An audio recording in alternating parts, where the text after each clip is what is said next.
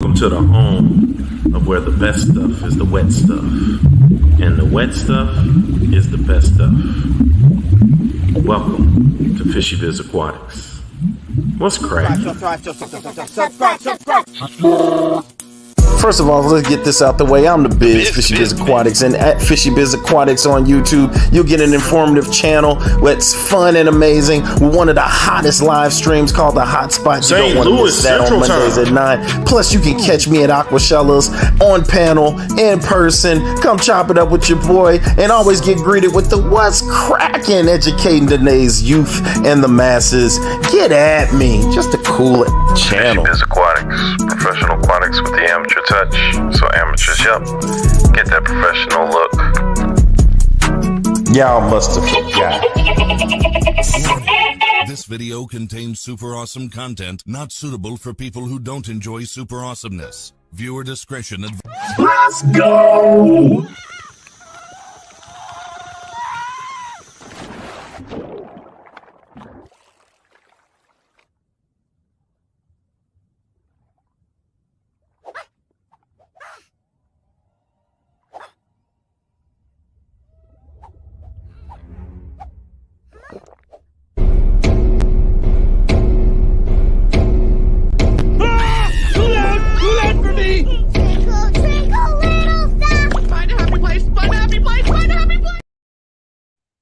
Yes, sir. We are back in the place to be. The Dolphins are out.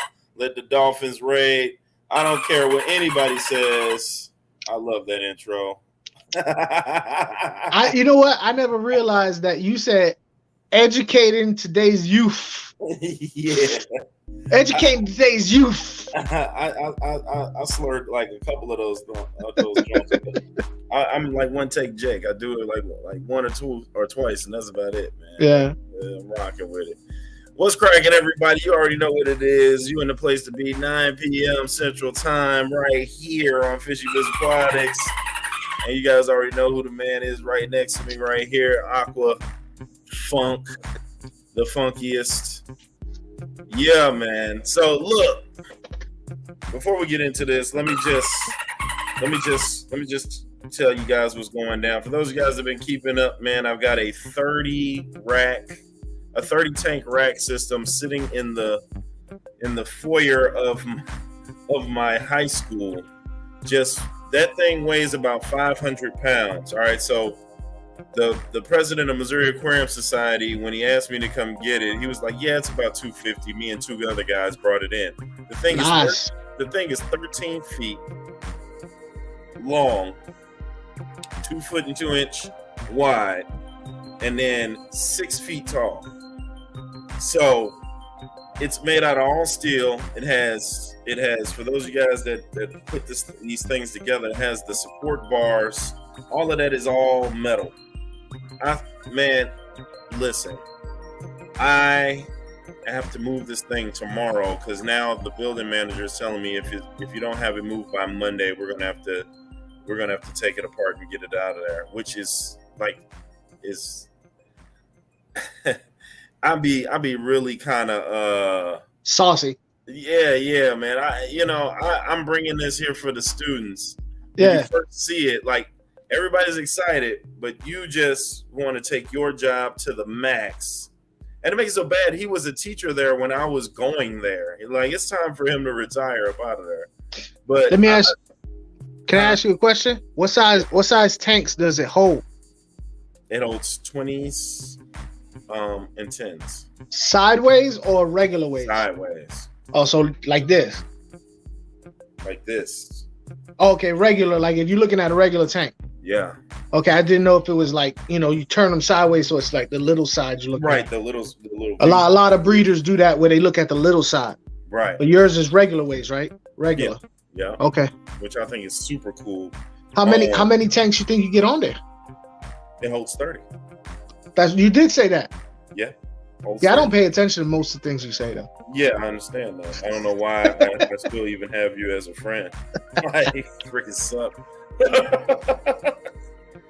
But anyway, so I'm kind of torn between the whole thing, but so the 20s And they do have a couple of tins those ways that you're saying. Okay, word up. Yeah. The top has its own airline. It has its own like PVC tubing and all. Put that on the big screen. All of those are airlines. So here, I'll pull it up real quick. Can you put that on the big? Yeah. Yeah. So did they give you an air pump to run that? Yeah. So I got one air pump to run it all. I've got all the lights. I got all the tops. Have you? Is it a linear piston pump? Like, is it mad noisy, or is it like a box? It's just like a box, a plastic box. Yeah. Okay, you got the linear piston pump. That's good because they're quieter and they're strong. Yep. So, the whole nine. So I'm counting on my facilities assistant officers. So these are the officers that are in summer school that, take care of any fights that may break out. Pretty strong guys. A couple of football players, the football coaches chiming in. Security. The security. The maintenance guys. So with that, we should be able to get it up that flight of stairs, man. We got to get this 13-footer up this flight of stairs, over the banister, and into my room on the 3rd floor. So, and it don't come apart. See, here's the thing. It's been up for 55 years. It's together, the whole nine. We considered taking it apart. That would definitely be easier because the principal wanted us to power wash it and paint it. And I'm like, dude, I'm just trying to get it in the room, man. I'm put these tanks back on here. We could beautify it later. But everybody said that if you take it apart, it'll mess up the integrity of the metals. Like it's put together. Like as a science teacher, I can understand rust going through metal and how it can brittle up metal and steel like that. But if you put new bolts and screws, I would think that it would still be. All right, so here's the thing, because I dealt with like stuff like this for a long time. What happens is when it's brand new, pretty much you could put it together however you could put it. But over time, with temperature and weight and pressure, each part starts fitting each other. You know what I mean? It fits.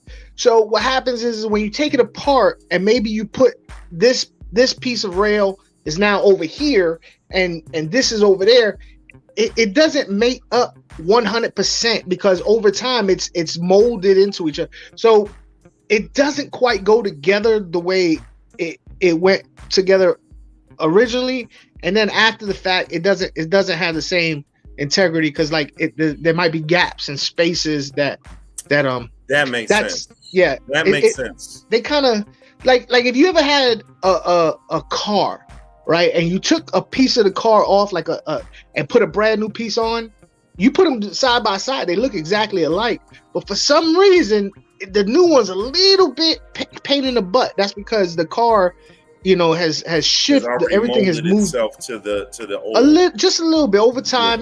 Metals they bend and stress and heat up and expand and contract. So if it doesn't happen all together when you put the new piece in, I get what they're saying. I personally think that the way I used to go about it, I just used to tighten it down and hope that it, but I think it would be all right. It would just be different, but it'd be all right. To take it apart and go with it? I think so because it's it'd be a lot easier. I'm scared that it won't hold all the tanks then. It will hold all the tanks. Or unless I'm gonna have to get some more support beams or just put them exactly how we took them. I would try as much as possible to put a mark. A lot of times when you're taking apart something like that, you get some tape and like if here's the beams, right? The two beams meet up. Yeah. You put a piece of tape here, piece of tape here, you put A. So when you put it to A, it goes to A, B goes to B.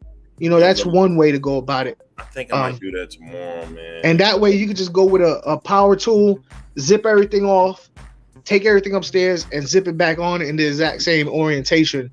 And make sure you bolt it down real hard, tight. But you'll be all right. I think you'll be all right. I really do. For those of you guys just joining us, we're talking about the 30 rack. The 30 tank rack that I have sitting in the hallway. So the building manager really wants me to hurry up and get it gone because apparently we have a big dance or something.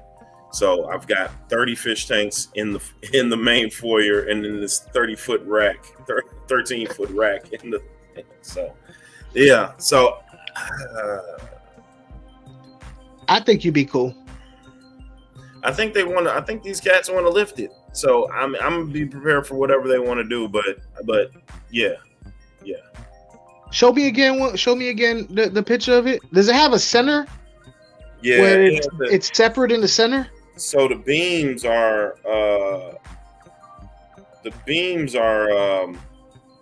Is it a bolted rack, or is it one of them racks where they kind of fit in the slot?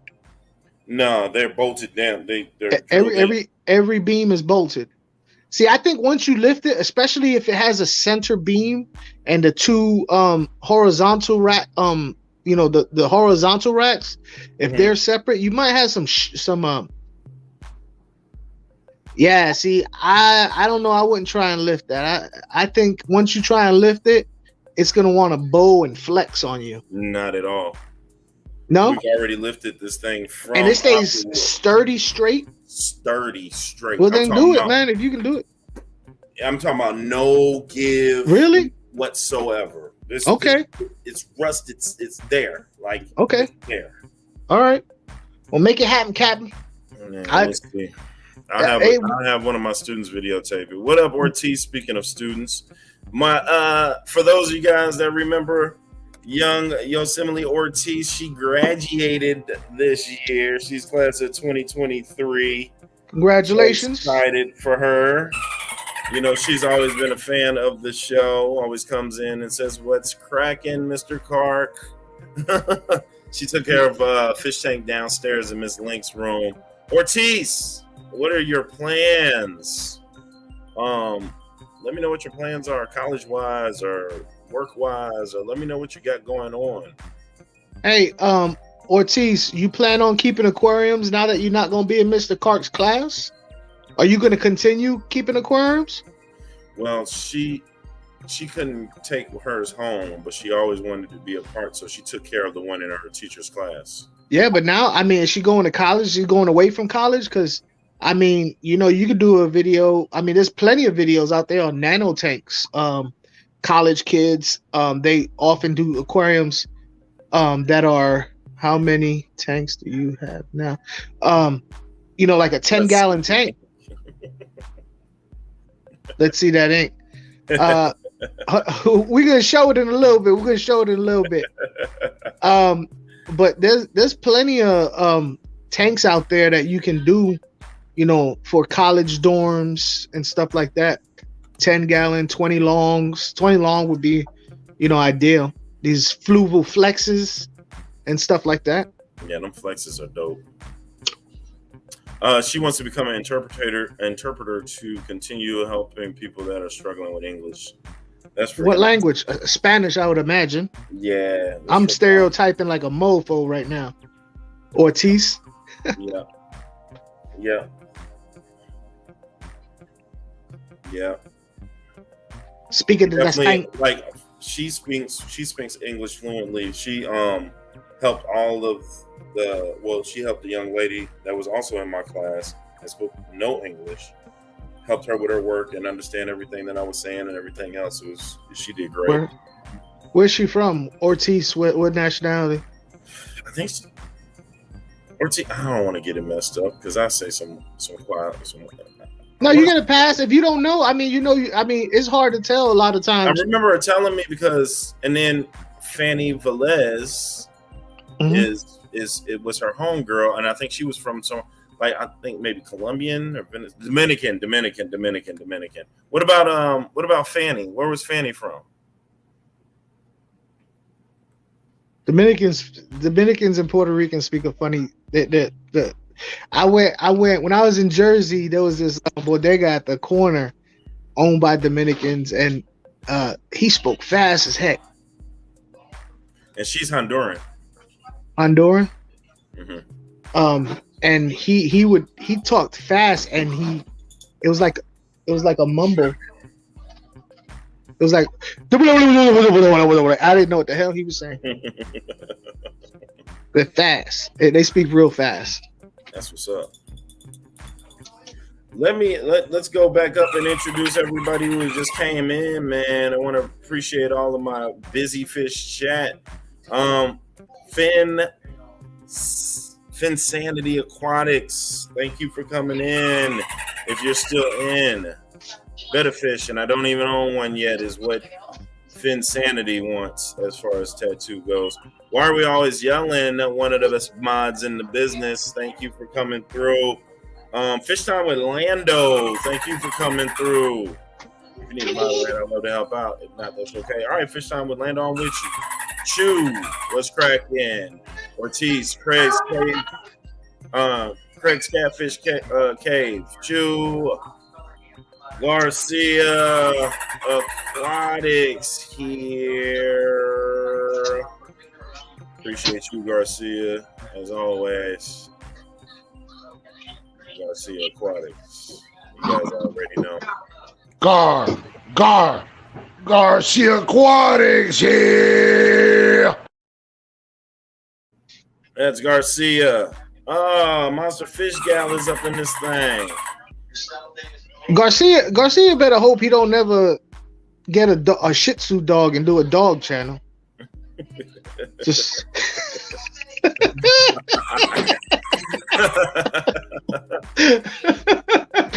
I was about to say, hopefully he doesn't like get a hold of any helium where he loses that raspiness.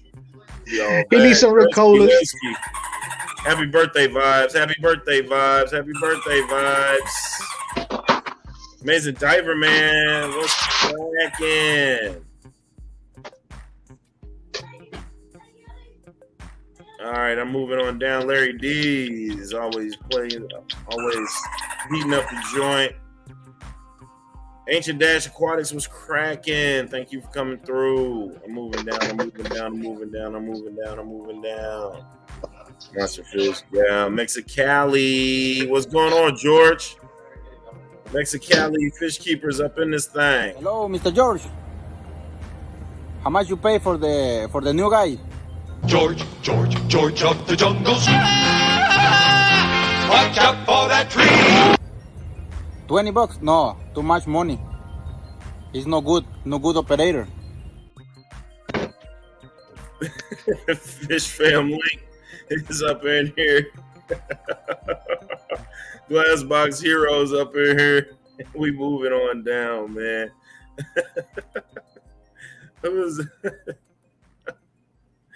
Oh man, Gina's up in here. What's cracking, Gina? Damn, Gina. Cracking. Let me ask you a question, man. What's your criteria to take time to do somebody's commercial? You did Garcia, you got Gina, you got Patty, yeah, you got Mexicali. Who else you do? Kenny E. You got one for, Oh my God, they killed Kenny. You bastard.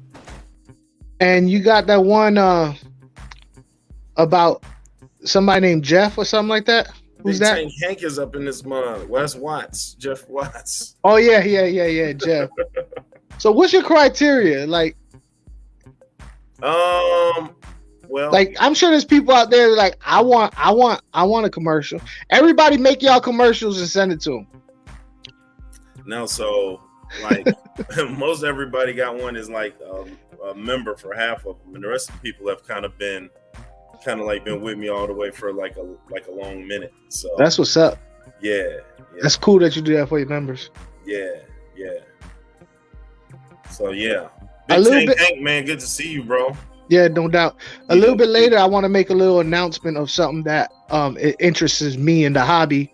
Okay. And I'm sure a lot of people in here would be interested in it too. So y'all stick around for that. It's really cool. It honest to God, I've been kind of with doing videos. To be honest with you, y'all haven't seen a video from me in a minute. You and me both. So I've been doing all shorts. but something new just came out, and it got me excited about doing a video again. So y'all stick around. I'll tell y'all about that. That's what's up. Don't forget, because we'll bring you right back. Atkins, thank you for coming through. All right, so listen, you guys. the tattoo of your fish. If you have a tattoo of your fish, that is what I was calling the arms. And the reason being is because, excuse me, Funk had his tattoo. For those who did not get a chance to check his live, I missed his live, but he went live and was crying on camera as he was trying to get the tattoo. He was trying to be strong, but you could see that he was wincing, and he was like, ow, every now and again. Look, first of all, let me tell you something. There's something that y'all don't know about me, right? I have more nerve endings than most people. I got more everything than most people. You know what I'm saying? No. It includes nerve endings. I can feel things that happen from miles away. You know what I'm saying? So like Spider-Man, I am a lot like Spider-Man. More nose hair than everybody, more ear hair, tongue hair. You got more butt hair. You got way more eyebrow endings. So that's why I'm superhuman in a lot of ways, and so it affect me more. You know what I mean? Holy mess. 14-inch walleye. Where is it? Wait, is he 14-inch walleye? Wait, what is he? Is Kenny E trying to be nasty right now? I think he is. I think Kenny E is living in a fantasy world. What they say? Aquafunk got more what? Emotions than most. I do have more emotions. Yeah. I have more everything. Aquafunk just more. Okay. I'm just more. All right, so tell everybody what preempted this premature exodus. Premature exodus. I do not have a problem in that department. First of all right.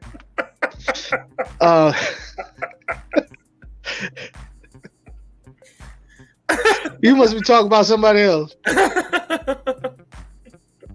Look, you must not be talking about I don't know ourselves. Guys, check out Fish Time with Lando. This is a new upcomer. We will definitely check out Fish Time because I was about to say I hadn't seen him before. Video games.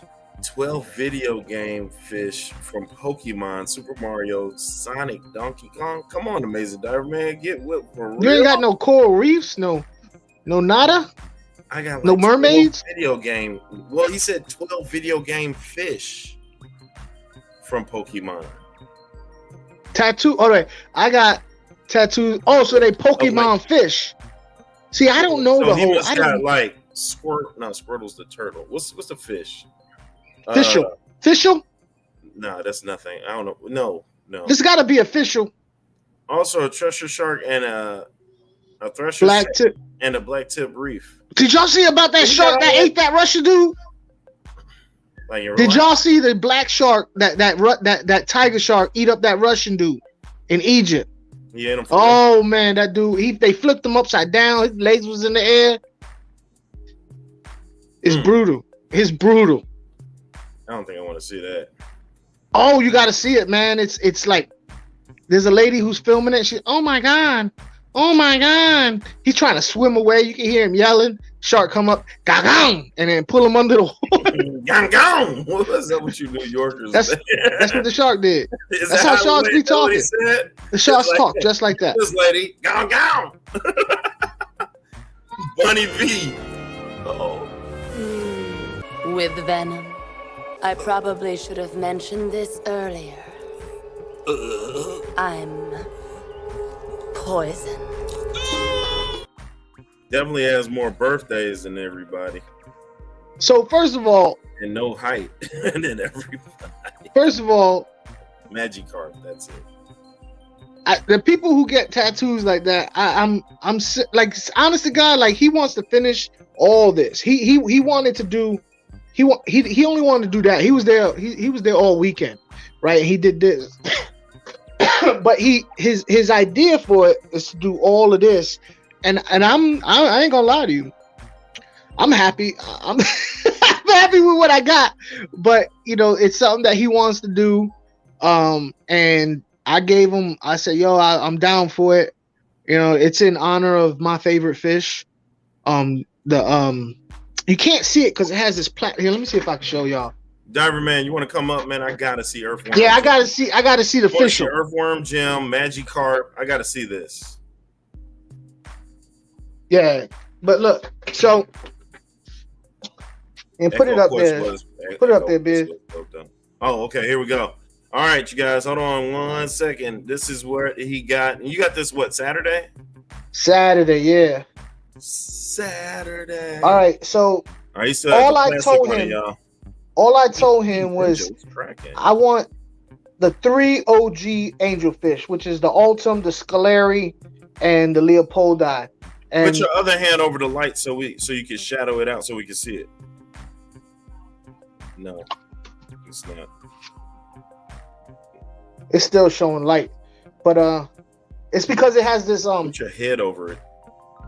It has this plastic over it. That's what you're looking at. There's this plastic that it's like it heals it in 7 days. It was made for burn victims, so it doesn't get infected, and you can take a shower with it. So that's what you're seeing. It's like saran wrap with stick on it. That's the regular price everybody put on their tattoos when they first get them, man. Show it, man. All right, so this is the Altum right here. This is the Scaleri right here. I don't know if you can see it good. And then the Leopoldi is right here. And they're swimming within some reeds or some reeds. Yeah, he put some plants in there. Now here's the deal. He has more stuff he wanted to put on there, but you were frightened and you were scared like a little girl and decided that you was going to cry all the way back home, so you decided not to. Shut your mouth, Biz. You shut your mouth. No, he was there for a minute, bro. Like honestly, I would have been down because now that I'm thinking about it, I'm trying to find excuses to get out of it. But he would have been down, but he was there all weekend. I mean, that's his money, you know. He make money like that. So I was like, nah, you go ahead and make your money. But I just told him what the tattoo is basically in honor of that and the fish that I love, and I let him come up with the design. He originally wanted to put. Diver man, read my message. Go ahead. He originally wanted his original design had a. He originally had bristlenose plecos on there, but I guess he heard how I felt about bristlenose plecos, so they came off. He had some corridoras on there, and I'm like, I don't really like corridors. That tattoo right there? The original drawing, yeah. That's crazy. And he drew that himself? Yeah, he does himself. So he got rid of those because he realized I didn't like those fish. Melanie, oh my God, Melanie! Don't ever say her name like that ever again. Oh my God, I love. Oh my God, it's Emily. Oh my God, it's Melanie. Emily. So but he's got more angels that he's gonna put over here. It's just we have to find time. But like I said, he always out. He's the Legendary Florida. His channel, he's always going out. He's doing van life. They got a van that they hooked up so that they can go and travel and not have to pay for hotels and stuff like that. So they go out fishing, native fishing, catching all kinds of stuff. So, you know, I'm not going to push the issue. The man wants to spend time with his family. I'm not going to be like, no, you have to do my tattoo. Nah, you spend time with your family. That's more important. That's real. You know, that's why it's taking so long to get it done. That's because we both family men, so it's hard to find time. Oh my God, Bunny Viper put in the tiger chart that eats the Russian dude. Damn, I gotta go back and watch that now. Yeah, put it on. Put it on. No. Put it on. Oh man, that seems like. Nah. I mean, it's not gory. It's far away. You just see the guy's head, and at some point he flip upside down. You see his feet in the air. That's terrible. It's terrible. It's a loss of life. It's a circle of life. What are you talking about? Ugh. Oh, that's a way to go. But you want to get eaten by a shark, man? Look.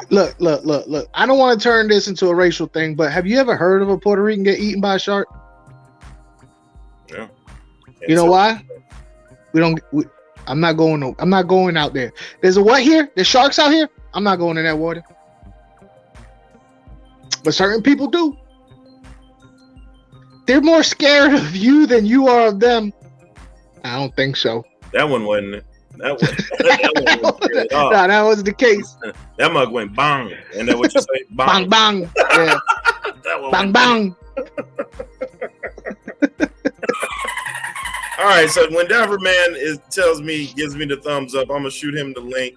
He's gonna come up here and show his fishy tattoos. I don't know how's he gonna show you his fishy tattoo when he wearing all that gear? He's got to figure that out. That's probably what he's doing right now. He's like, how am I gonna do this? Just go Everybody out say there. what's up to Melanie Holmes, man. Melanie is our Missouri aquascaper extraordinaire. She's won some #1 competitions at Aquashellas and some other spots. Melanie, you might be. I'm gonna talk about something a little bit later, Melanie. I think you'd be interested in that too. I think you'd be interested in what I have to say later on too. Melanie, stick around. Funk has an important message For everybody, though. It's not just everybody. It's not about me. It's for everybody. It's for everybody in the hobby. You know what I'm saying? I mean, it's exciting for me to think about it, and I think a lot of people would be down for it. You know what I mean? I shouldn't tell nobody because then I won't be able to win. I should keep it to myself. For those that don't have fish tattoos, and you may have been considering getting a fish tattoo for the longest that you've been in the hobby, what would you get? That is what we're looking at right now. What would you get? Let's put it in the chat and let's blaze it up real quick and let's see something. In the meantime, in between time, Funk, what do you do to get rid of your writer's block for videos? Because I am stuck in a shorts voiceover, short form, because it's quick, it's easy, it's something that I like to do. I have fun doing it, and I cannot get back on my long form. All right. So unfortunately, when you hit that block, like I recently have hit the block, and you got to stop for a second and back off and go back to what's that? Aquafunk, you are gonna use a Derma Shield.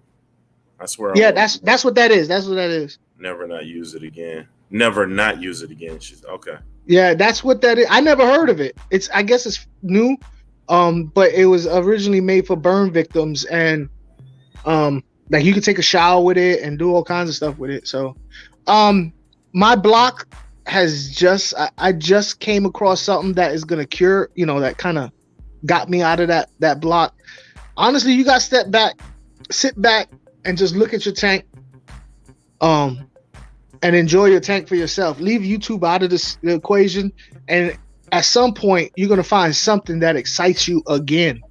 I have plenty of stuff that I can do. It's just what you want to do, though. It's about what you want to do. Yeah, you know what I'm saying? I really want to, but it's just getting myself to just do it, man. It's hard to do, especially with you. You got.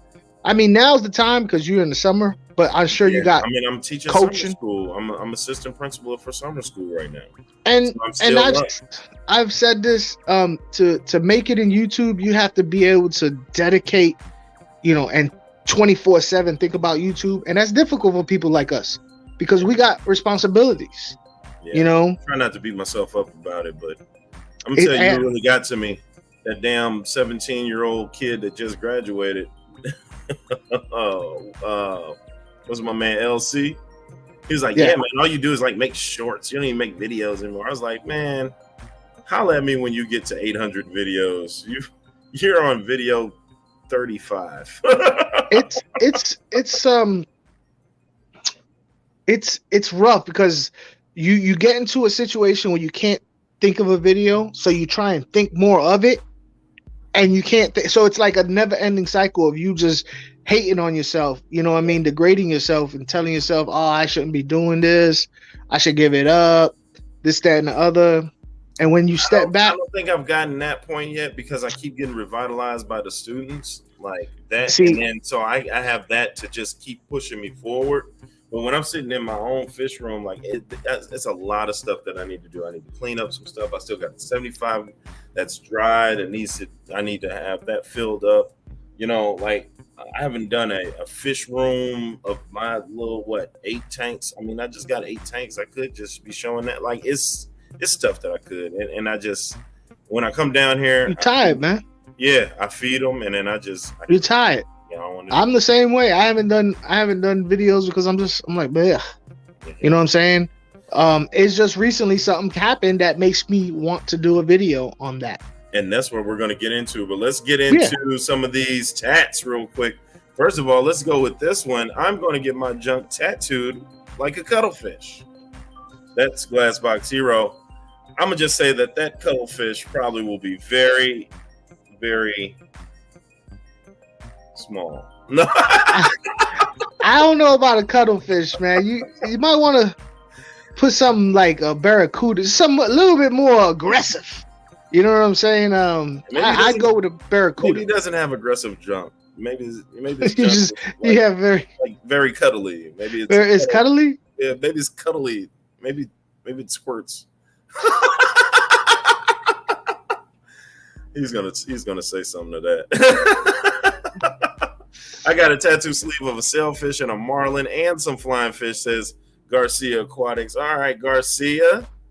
Garcia always has his tats out, does he not? I don't know. I need to get a Bulbasaur tattoo. Bulbasaur is not fish, Gina. Bulbasaur. Yeah, that's the Pokemon. I would get a swordtail with some angels. There you go. Not that, I mean, just, you know what I mean? Like, a swordtail is actually a beautiful, even a high-fin swordtail, a layer-tail swordtail, beautiful fish, man. Let's take this even further. Let's tell me the fish and where on your body are you wanting to put this? Word. Let's go there. I mean, we've got cuttlefish on junk so far. What's cracking, Millie Mill? What part of the junk though is like? I'm gonna say shaft. Where else you gonna put a tat on your junk at? I don't know. You know, a lot of women get octopus tattoos. Octopus tattoos. Oh yeah. Yeah. That you don't want to know where. I have to walk away from escaping at times, art, but come back refreshed. Try to find what got you inspired to begin with. Stay true to passion. Don't compromise. Please stick around. I would really love to hear your opinion on what I'm about to say. In fact, can you bring her up later on when I tell everybody about the Melanie? Yeah, because I'd like to request your audience if you're available. Let me know if you're available to come up. Yeah, I would love to talk to you about what I have to say later on. And I feel like you would have an interesting perspective on it. Have you ever seen a cuttlefish attack? Yeah, that's scary. But don't they attack with the like? Yeah, they get right to it. Like, but you got to have like talon. I mean, yeah, like tentacles. Tentacles. Yeah. How many junks do you have? You have like it splits into 5. Oh. My fish tattoo would be Jolly Pirate Fish from Church of the Flying Spaghetti Monster. I have no idea. It's interesting. What is going on there? You will fear my completely average size flamboyant cuttlefish. I got an octopus on my shoulder. And speaking of, all right, Ortiz, thank you so much. I'll see you next Monday. My swordtail and angels will be on my back or one of my arms like that. Yeah. With time, I'm going to get an octopus on my shoulder to my wrist, connecting to my anchor. Your anchor? Wasn't he? Because he was in the Navy, right? No, that's not right. You got an anchor? What do you like? Popeye the Sailor Man?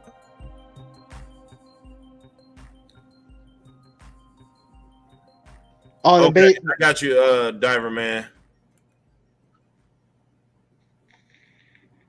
How big flamboyant cuttlefish get? I gotta look up big flamboyant cuttlefish. But Diver Man did send me. It don't matter how big the cuttlefish is. It's the canvas. It's the canvas, man. Look at Diver Man's jump. I mean, what? No, he sent me his tattoo. Put that on big screen. All right, so he said, "Look at Diver Man's junk." You got a hairy leg, bro. You got hairy junk. He definitely has the. All right, so look at there. So Oh, this- where he got a whole scene. Yeah. I think scenes are dope.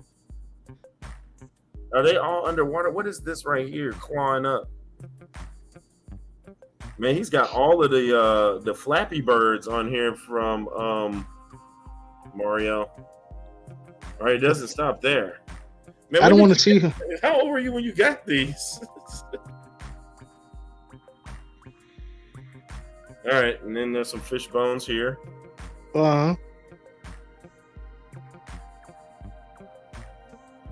What is that? His foot? Is it? He got a club foot? Yeah, that's a terrible looking foot, isn't it? No, that's the front of his. That's his calf. So that back piece is his calf, and then that's his foot. His ankle is behind that. You sure about that? Yeah, for the way I'm. He might need to go to a doctor. I'm just saying. He's got the bends from being. I don't know. being Yeah, underwater too long. should have slowed down. What's that? His back? Yeah, this is back. So he's got the. Them Oh, you got sharks two is hard. sharks. Uh-huh. How come I'm getting?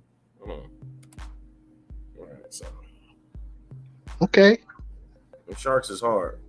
Yeah, I'm digging the sharks. And he's got. I don't know what that is. It look like a bug. Oh, here. Why don't I just blow it up and then take a screenshot and stop being stupid? All right.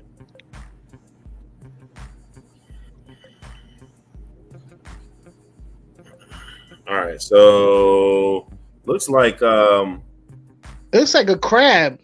yeah, but you know what? I think it's that thing that shoots the stuff at Zelda, maybe.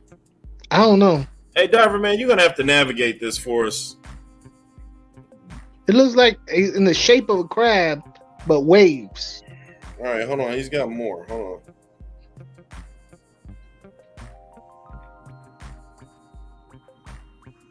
Oh, here we go.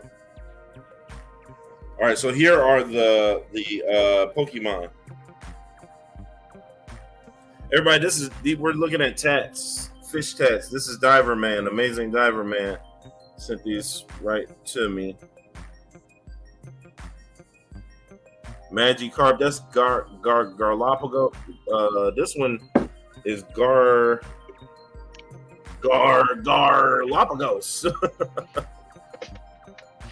Right? Isn't that Garlapagos for all you Pokemon fans out there? Don't ask me. I'm You got some ink on you, bro. He's got a fussy kid over there. I know how that is. That is no fun. You cannot do anything. Okay, Garcia sent through. He's definitely got an anchor. It's kind of tight. okay. Right on, Garcia. Garados says Amazing Diver Man and Queen of Reef. It actually says moist. Wait, what are you guys talking Moist? about? George RB3. Thank you for coming in. That junk pic was just for you, bro. Oh, that was Earthworm Jim. Okay. He said he was 22 when I got that. Fish bones from Castlevania. Okay, yeah, all right. RB3 made it in here. And that's Carados. Okay. Melanie Holmes, are you still here? Please. Everybody else still put in your fish and where you would like to have it tattooed at. Okay. And then I want Funk to discuss something very serious. I'm excited about it. Right on. Hold on. Let me turn down the background so you can get heard real quick. And Melanie, if you're still in the chat, holler at me if you're available to come up. If not, just listen up, people. All right. So I kind of been ill, like my home tanks. I'm happy with my home tanks, but as far as YouTube and all that stuff, it's been kind of, I haven't been really itching to do a video. But today I saw a Instagram video, and then I went over to you anyway from Jackie, a friend of mine from Project Pariba. Now, if you don't know what Project Pariba is, they support. It's Piaba. Hey, it's the way I say it. It's definitely not. Project Piaba. There's no R's in that damn word. Hey, listen. So what they do is they support sustainable fish collection with the people in these native countries and regions where they can safely, without impacting the environment, get fish for the aquarium hobby. Instead of going with big corporations that use chemicals and explosives and just take and mess up the whole ecosystem, you know, they help out the indigenous people make a living and support their way of life. So she came across a contest to win a trip to South America. I'm not sure exactly. I want to say it's Peru, but it could just as easily be Colombia or any of those places along the Amazon River. And the way you win the contest, you got to go to Biotope. Go to Project Pariba. She has all the information. Hey, you shut your filthy mouth. They have all the information there. The way you win is by creating a biotope of a region of the Rio Negro. All right. Now, this is exciting to me because I really, really love biotopes. I do biotopes here all the time. I just don't show them because, honestly, they don't get no YouTube traction. That's one of the reasons why it's hard to make videos, because you want to spend all this time making a video and you don't get no traction, and it's demoralizing in a way. So, but for you hardcore fish lovers, especially of South American fish, tetras, angels, plants, dark water, this is something that you could possibly win a trip. Now, I shouldn't be telling you this because I want to win this damn thing, right? But I'm gonna tell you anyway because I think it's exciting. I actually have 3 aquariums that I don't know which one I'm gonna do yet. Either the 40 breeder, this tank right here, or my 56 Bowfront. One of those is I'm gonna use. And I mean, you basically got to get pictures of what it looks like, and you have to make your tank look like an exact replica of what they would see in the Rio Negro. You know what I mean? To me, that's exciting because I you get to research the area. You get to you have I mean, the water, the substrate, the plants, the wood, the fish. Does the water run fast or does the water run slow? You know what I mean? It's all different, and the people who are judging this, they know all these things. You know what I mean? So you just can't do just a pretty tank. You know, it's got to have something behind it. And I was interested in what the aquascapers have to think because aquascapers, they do something different, right? They have a very purposeful look to their aquariums for aesthetics. Whereas a biotope is more about the chaos of nature. You know what I'm saying? So can an aquascaper recreate the chaos of nature when normally aquascapers are trying to find something more aesthetic? So I think that would be interesting to see an aquascaper try to do, you know? Anyway, I suggest everybody go see Jackie at Project Pariba. Her Instagram, that would be Project Piaba. Go to Project Pariba and get the. If they go to Pariba, they're not going to get. Shut up, man. Get the information. Know words. You do not need to be making no announcements like this. You said you was going to educate the youth. So don't tell me. You said the wrong word several times and telling people to go to a site that doesn't exist for Paribas. Every week you're talking about. Every week your little 8-minute intro says educating the youth. Listen. So don't even. You make your own words up, you doof. I could do that. I could do that. You know why? I could do that. Terrible. Fish Time with Lando. I have to jump onto YouTube to do that. So yeah, give me a second. I have to do something like that tomorrow. I definitely don't mind though. Skipper, what's cracking? New lights at Glassbox. I think the best aquascape are Biotope create. Yeah, I do too. I did a small aquascape tank, and it looked really cool, but the tank caught a leak. And what I had to do was to save everything is I basically took everything because it was so packed. I couldn't get all the, so basically I get what I could, and I took the aquarium and kind of slowly dropped it into another tank. So it was straight up chaos. And it ended up being the best looking tank I've ever did. And it was totally natural. Like, you know, it wasn't anything, nothing was purposely put. It was all chaos, and it came out looking the best I ever done. So that's my preferred aquarium, is kind of chaos.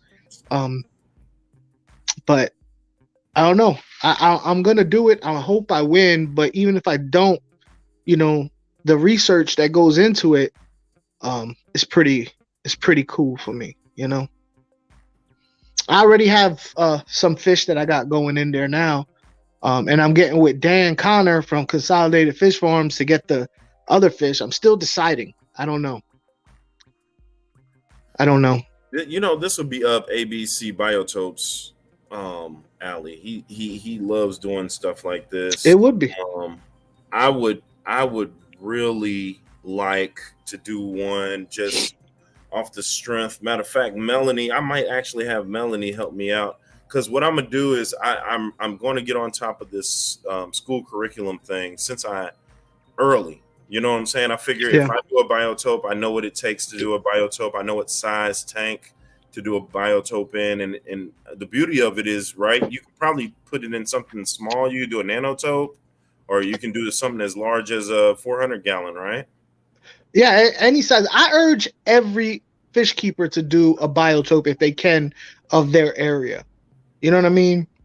I'm lucky enough. I'm in Florida. It's easy to do a biotope.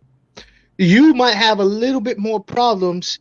Whereas the Mississippi is the largest body of, I mean, you have lakes and ponds and streams over there, right?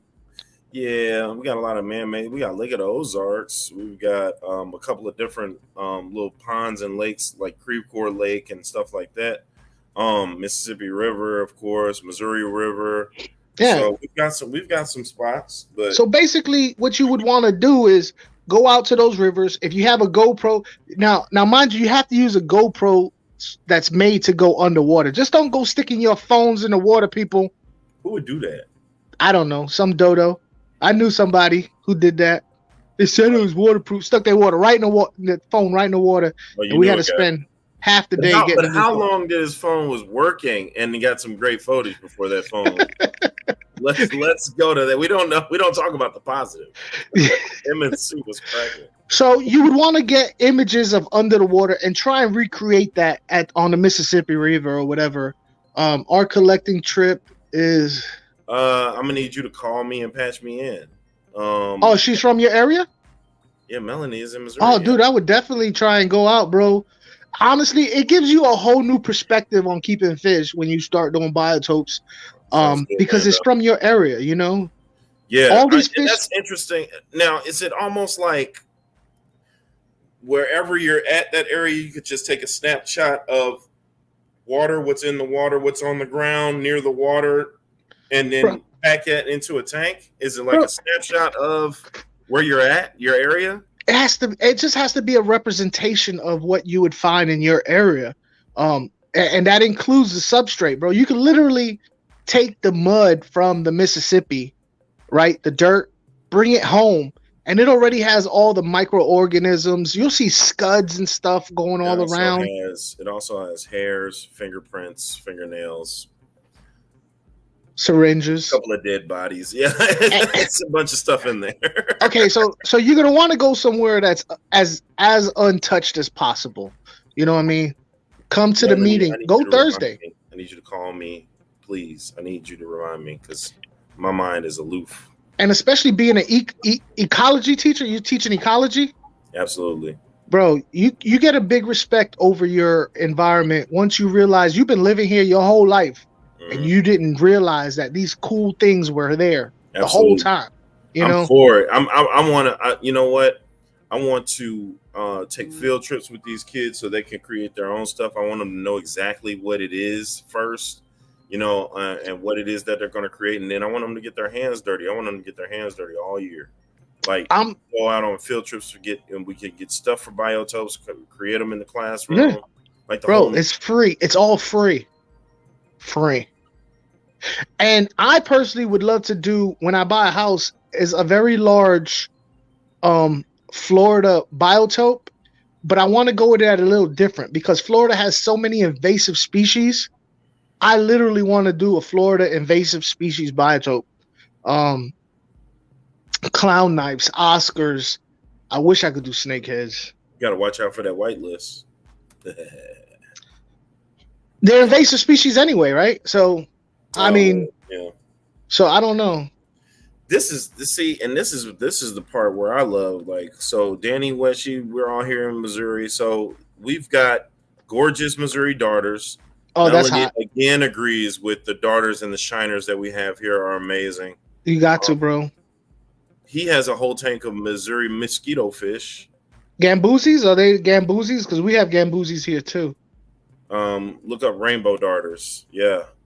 I think I've seen Steven with some rainbow darters. I believe they are showing them to me. Yeah. Denver Nuggets about to win their first championship in this era. Man, I knew it was going to happen. That's what I should have been watching. You guys can be anywhere in the world, but you're here with me. Yay. Dude, I would love to have rainbow shiners. I've never seen them in real life. Rainbow shiners. Well, Skip has rainbow shiners and darters. You got them right now, Skip? I've seen pictures. I've never seen them in real life.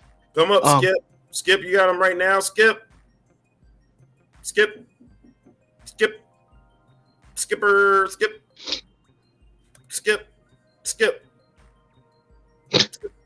Skip. Come on, Skip. But I personally think your kids would love, collecting leaves, pine cones, whatever they find outside along the river, the rocks, all free. I got to get them out there because we have some nice bodies of water that's really not too far from the high school. See? We have a good little nature area. We also actually have at the middle school, we have I don't know if it's a body of water back there though. But that's interesting. I need to find that stuff this summer so that I can go ahead and plan a curriculum with them. Yeah, Melanie, you could come up too if you want. Yeah, I would love to talk to an aquascaper. And the Denver Nuggets win. Thank you, Melly Mel. Skip. Skip. Skip. Getting on the cracking. What did I just get into? Skip. Hey, that's a nice full beard you got there. I know. I was like, that's a pretty impressive man mane. Yeah, that's a. This is some ginger redneck shit going on right now. It's about to be going tomorrow because I'm tired. I couldn't do it. This right here is all I can do. I'm ready to scratch my face off with this. I get lazy. Does the carpet match the curtains? Why would you ask a grown man that? Why would you ask a dude that? That's what I said. Why would you ask? I do have ladies present here in the Busy Fish chat. They just asked me. Nasty fish. Nasty fish chat. Inappropriate fish chat. You, man. What's up? So you got rainbow darters right now? Where are they from? Where are they from? Well, I got them off of ABC Biotip Creations. I'm talking about in the wild. They're in my fish room, which is wild enough for me. I was just curious of the country of origin. I don't know where they're from. Me neither. I honestly don't. I want to say Australia, maybe. What rainbows? There's a lot of rainbow stuff in Australia. They're cold water. Oh, they're cold water. Yeah. Who in the chat knows where rainbow shiners origins from? Google the Great Lakes and Mississippi River basins of southern Ontario and western New York to Minnesota and south of northern Alabama and Arkansas. So, damn, all around, bro. Great Lakes and Mississippi River basins from southern Ontario and western New York to Minnesota and south to northern Alabama and Arkansas. So they in your area. Yeah, Mississippi. So, yeah. And then western New York and Minnesota. Let's look at And these. and so listen. So wait, do they come in all different colors, or is this, So is this what we get? this is the rainbow shiners. Blow that up, Biz. Blow that up. Yeah. My arms are getting tired. I ain't gonna lie to you. So the red looking ones are rainbow shiners. The males, when they flare up to mate, that's when they get the rainbow in them. Whistle was And- cracking.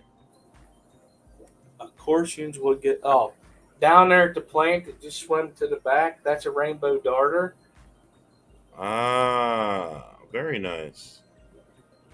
Do you have any biotopes, Skip? Look, Melanie said Missouri and the No. Midwest, which I just read, which is freaking awesome. No, so with these, I don't have no heater on, and they love the wintertime down here in the basement. That is carpet. This whole tank, I have the Barbados. I can't say the first name. They're also Coldwater Corridoras. Midwest. Okay. So this whole tank is going to go to the bottom rack into a 40 in a couple days. Midwest. See? I want to keep them cooler. We're winning. Now, just because you set up a biotope, that don't necessarily mean you have to catch. I mean, it'd be better if you caught the fish from your area, but like if you set up the biotope, I'm sure there are plenty of people out there who have businesses that would donate the fish to your class. Because I mean, collecting and having kids go out there trying to catch the fish, that's a whole different story. You kind of got to know what you're doing. Yeah, for sure. So, but as far as we've got a whole year, you know what I'm saying? Yeah. They're not and in you there. know, Consolidate is all It might about just helping be you out. It might just be fun just to be out there, you know, for a day, just so they can see how Collecting. hard it is to collect, or if somebody gets lucky and gets somehow, you know, how that feeling of maybe they haven't been fishing before, maybe they haven't been collecting before. So, like this Melody, I don't know Melody. I wish I knew you better. But I know the chat is on Instagram. That's kind of the main. But at any rate, if she knows, I'm sure there are collectors out there that would love to donate you some time to catch fish in front of your class. Because I know you don't want a whole bunch of high school kids running up in the water. It could be dangerous. But you can have somebody who does know how to do it, you know, catch the fish, bring them to shore. Then the kids can go through the fish and see what you got, you know? No, I want a bunch of high school kids running out there in the water is what I want. Absolutely. You're asking for trouble, brother. Absolutely. Yeah. Absolutely. What Corey did you say was in there? Says Sketty Nona. I just put it in the chat because I can't say the first part. It's a Barbados. Oh, Barbados. Okay. All right. Yeah, here he is. Which one call it Barbados? Yeah, you go down to the bottom. It's the full name. La Vida. I want to say something what you were saying about the collecting and putting in the biotope. I know, like where I'm from in this state, good luck. Because Why's that? If you get caught, you're going to get a fine. Really? Yeah, there is stipulations. So when I got back into fish keeping, I was at a buddy's campsite that was next to the river, and I was down there. I was looking. I saw these little darters, and I don't know what they are, but I was like, man, what if I caught them and kept them? And I used to catch like redfin minnows for like trout fishing, Mm-hmm. and I was like, well, what if I kept them? And then it's very vague. There's a certain like newt that you could keep and take care of, but there's other stuff that you can't. Yeah. It's hard to find the information. So if they tell you, for an example, like now in my basement I had a bait tank, okay, for fishing, but I had a fishing license. So does that mean I could have, let's say, like 3 tanks, one with sunfish in it, one with chubs in it, one with the rainbow shiners in it, but because I have a fishing license, do I say it's for bait? Is that the loophole? I don't know. And I even went as far as going to the ranger station, was asking questions, and they never gave me a straightforward answer. And that's in the state of Pennsylvania. Now let me ask you this: are there fish that you can't pull out of the wild, but you can find on the internet. You know what I mean? Like, oh, I can't pull this out of wild, but this website is selling them. As far as Probably. I've never seen the redfin minnow that we use for fishing on a website because it's like a native fish to Pennsylvania. Melanie, would you like to come up? Fishing license in Missouri, yes. So wait, so I got to get the students have to have a fishing. I thought the fishing license was specifically for fishing and catching and eating said fish. Well, what I'm saying is, like for here, if I have a fishing license and I have a bait tank, they can't say nothing because I'm using it for fishing. But wait. Say that one more time. Okay. So if I have I had a 100-gallon tote behind this wall. Okay. We went out to catch fish for fishing, right? Bait fish. I got you. Yeah. So I would put it in that tank, and because I had a fishing license, mm-hmm. and I told them that I was using them for fishing, they ain't gonna say nothing. Got you. Okay. But if I put them in an aquarium, we got this, a glass thing, a glass box. If you say that it's for bait, would they believe it? I don't know. That's the thing. It's very vague in this state. And I think some of that, because living here in Florida, you start learning a lot about different laws. I think some of that comes from whether or not you're trying to sell them. Because then it turns into, okay, now you got people just overfishing a particular fish for sale. You know what I mean? It's okay if you use it for bait, but you can't just collect and just start pulling them out and sending them to other places. Which brings us to that. And that's the thing. I think if you did that, like we'll say the redfin minnows, because they're easier to catch, like in one of them bait traps, that you can get a bunch of them at a time, right? In a trap. And if you bring it into an aquarium and you start selling them to people, that's a totally different thing. But this is where if you were to get someone from a local fish club who goes native collecting, they already know all these rules. You know what I'm saying, Biz? Yeah. So I would. I'm definitely going to ask the fish club, especially if I go Thursday and they're doing they're going to just retreat. Because, like I said, you remove fish from the water, you're fishing. If that's the case, then everybody needs a damn license, correct? If you're removing fish from the water, if that's the case. Australia is you have to have a license just to fish. Well, here you do too. Breaking the law. It's like $7, says Glassbox Hero. But it's not that. It's what, like, there's some states where it's be like you can use it for eating, which is fishing. They see this, if you're going fishing, right? You're going to catch this fish, you're going to eat it, or you're going to let it go. But if you're collecting, it's something totally different. But in this state, it just doesn't recognize both of them. It's really weird. It's very and let's not forget. Is it better to fish or is it better to collect? Like, what is like? It's the same. Both of them are hobbies, but are you harming the? Well, I guess if you're going to eat the fish, that's different than just catching them and tossing them back in. I don't know what. Well, there's two different types of fish. There's game fish, which brings revenue to the state through fishing licenses and the industry of game fish. And then there's fish that nobody cares about. And those fish that nobody cares about normally, unless the game fish eat them. Like, it's like when the Asian carps was running rampant in the Ozarks and they was jumping out, smacking people in the face and knocking them off their boats. It was like, hey, have at it. Go for it.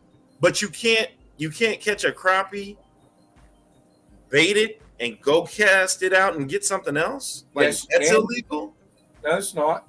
If you have a fishing license and you used a worm to catch the crappie. Okay. And you use a crappie to catch a big ass catfish, right? Right. You're still fishing. Okay. All right.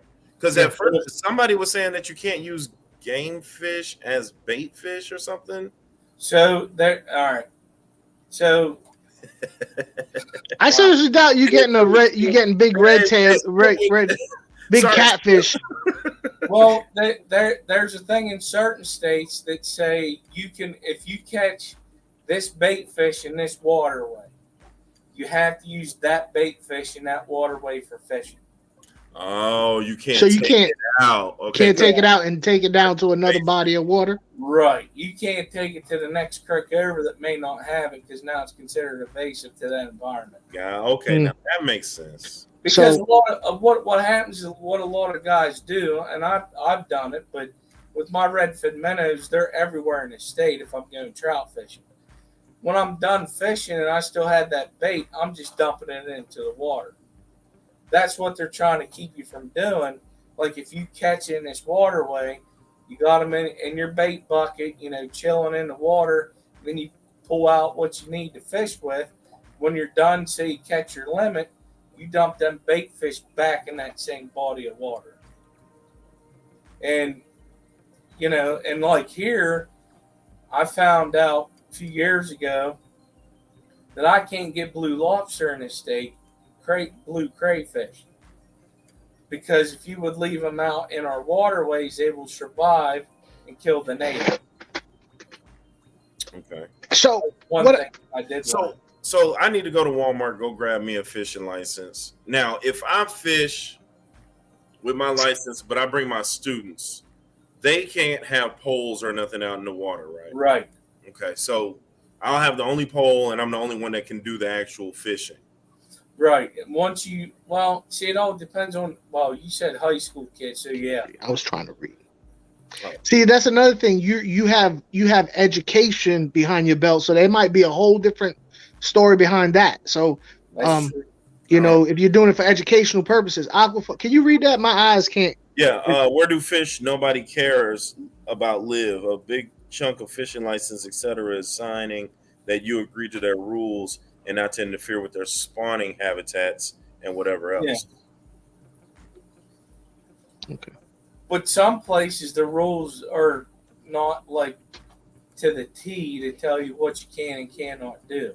They probably leave it abstract on purpose so they can catch your ass doing whatever. I agree. I mean, that was just like a general statement. Nah, yeah, you broke the rule. Come on, kid. Man, it just says fish. It didn't say this one. Well, what I'm getting out of this They conversation got gills. You're out of here. Look, what I'm getting out of this conversation is you might be better off, and I mean it might be less headache on you, and you'd be better off if you took the kids just collecting for plant, and even plants you gotta be careful of, but substrate, rocks, sticks, leaves, botanicals and stuff, bringing it to the class, setting the tank up, and then getting with people who would want to donate the fish from your area back to you, which I mean, unfortunately, that's probably the safest way, like, oh, we have this fish in our area, would somebody like to send us some? That would probably be the best and less headache for you, Or you can go to your fishing game or your ranger station in your state, and tell them that you're a teacher and tell them what you want to do. They may even help you out.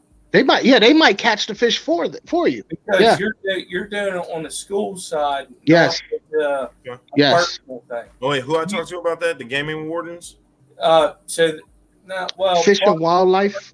Park rangers. Yeah. The Missouri Conservation, probably. And fishing game, which is like, when you go fishing, them guys. Yeah. Because the game commissions if you're going hunting for a deer.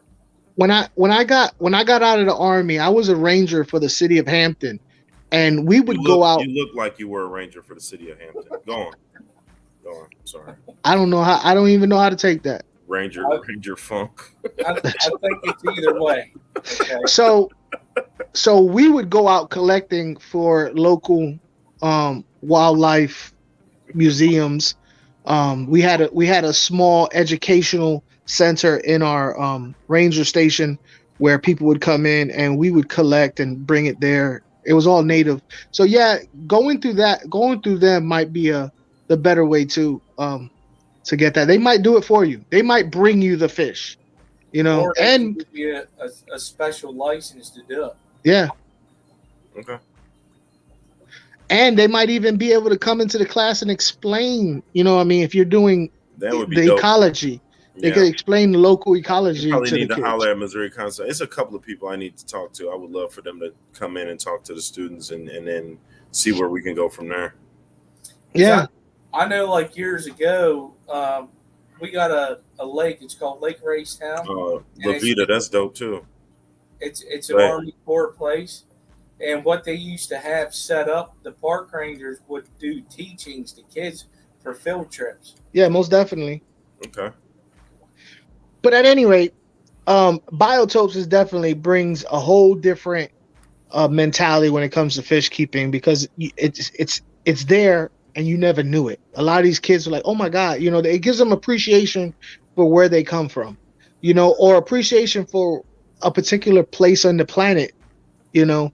And that's why I'm excited about this contest. And plus, you can possibly win a trip to do this stuff that we're talking about in the Amazon. You know, I go cuckoo for Cocoa Puffs if I go to Amazon. I don't know though, because they got like yellow fevers and stuff like that, right? I know I'm not gonna get kidnapped, you know, for ransom or nothing like that. You're gonna mess around and get turf toe and cauliflower ear. Yeah, you know what I mean? Something like that. Cauliflower ear, that's from wrestling. I don't plan on wrestling men out in. You're gonna have to wrestle them alligators because you can't see them in that muddy water. They said I if ain't you going can't in the see water. in the water, No. don't go in it. No, That damn Black Panther might smack you in the ear. But see, here's the thing. Project Pariba, they do collecting from puddles that have from where bodies of water have receded, and now it's kind of like you ever heard of well, you haven't because you don't live on the coast, but on the coast they do tide pooling. Now what tide pooling is really cool. When the tide goes out, all these rocky parts of the beach collect water, and animals get stuck in these.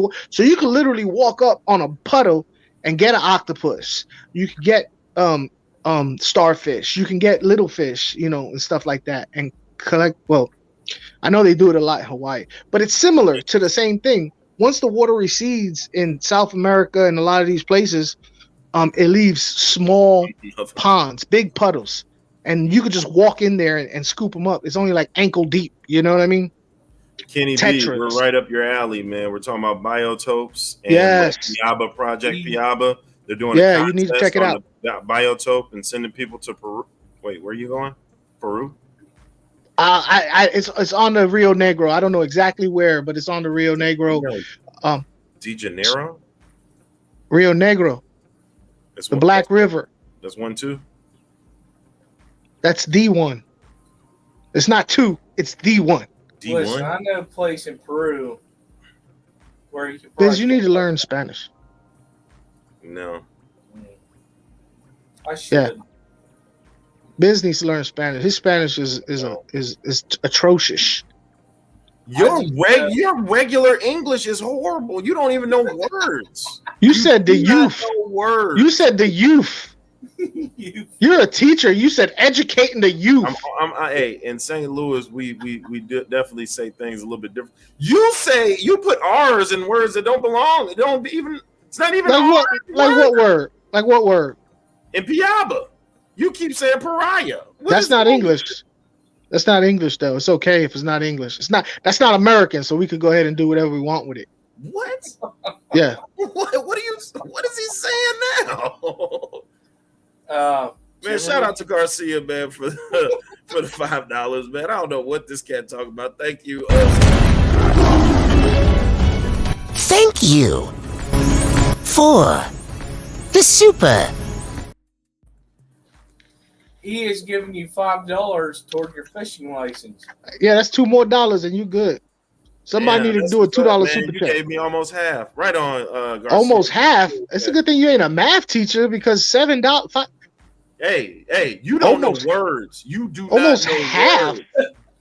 You have no vocabulary. Your words suck. You just make up words as you go. That is not even how you talk regularly. The license is $7. He gets $5. He was like, that's almost half. It's something wrong with your English. There's something wrong with your math. You said English. Listen, I can't say nothing about the English. Yeah. You get me going, yeah, you're gonna be like, oh, what he was saying? No, we would still be able to. He just messes it up. I don't mess it up. It came out exactly the way I intended. Research. The way I want. You're not the boss of me. Old Cora is trying to bring it out on the yuns. Yeah, no doubt. Hey, y'all need to listen.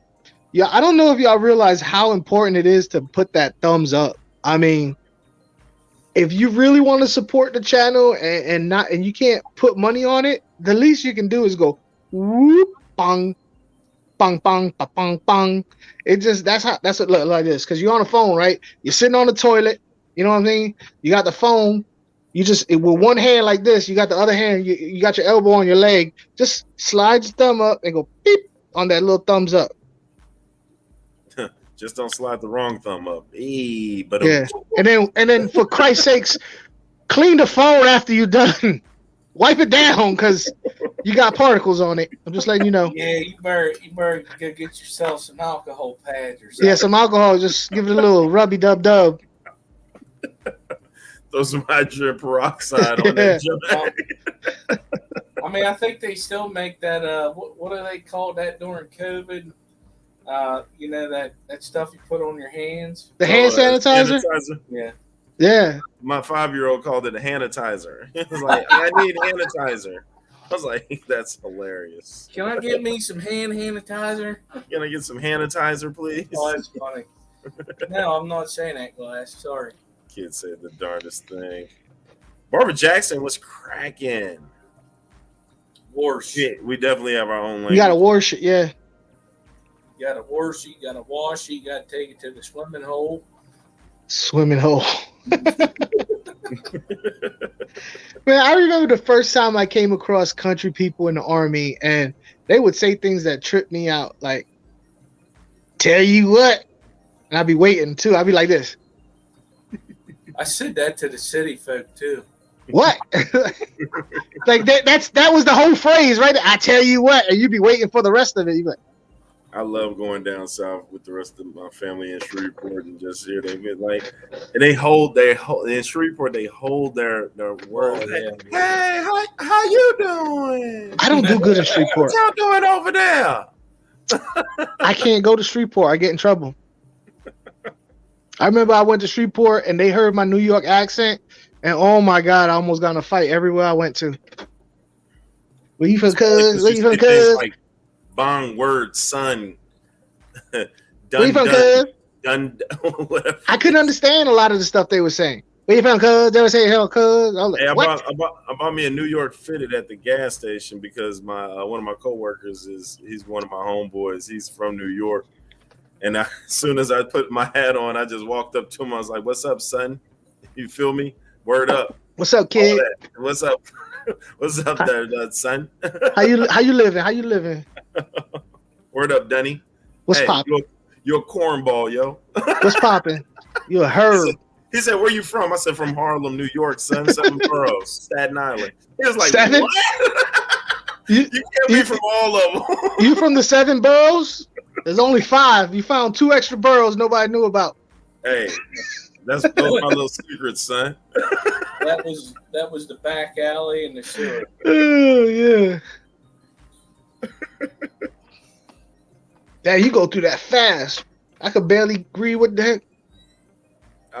Most people are talking to themselves. What up, New Local Austin? And we got Gar up in this joint. Good Garcia. Garcia Aquatics here. Oh, this Funk, just what the hell. I already see your face, Funk. Keep your mouth shut. What? Because you over here talking about Garcia Aquatics. Hey, get some honey juice, man. Get some lemon and honey and just soothe that scratchy, burny throat you got. I'm natural.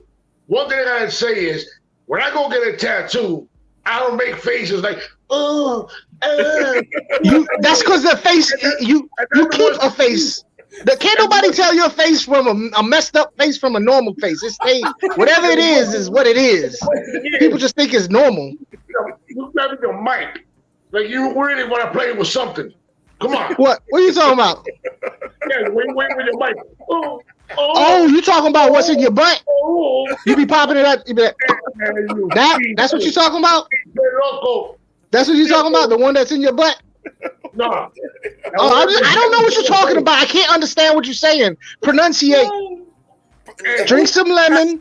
Drink some lemon. To pronunciate. Pronunciate. It's pronunciate. There you go. You still don't know what you're trying to say. I can't understand what you're saying. Take the marbles out your mouth. I can translate for you. I can't hear you. Shh, be quiet. What? I can translate for you. He's talking about that mic in your mouth. That's where your mind goes to? Go ahead, put that little stick in your mouth. Put that little stick in your mouth. Oh my God. Pariba. Hey. It's Pariba. It's what I want it to be.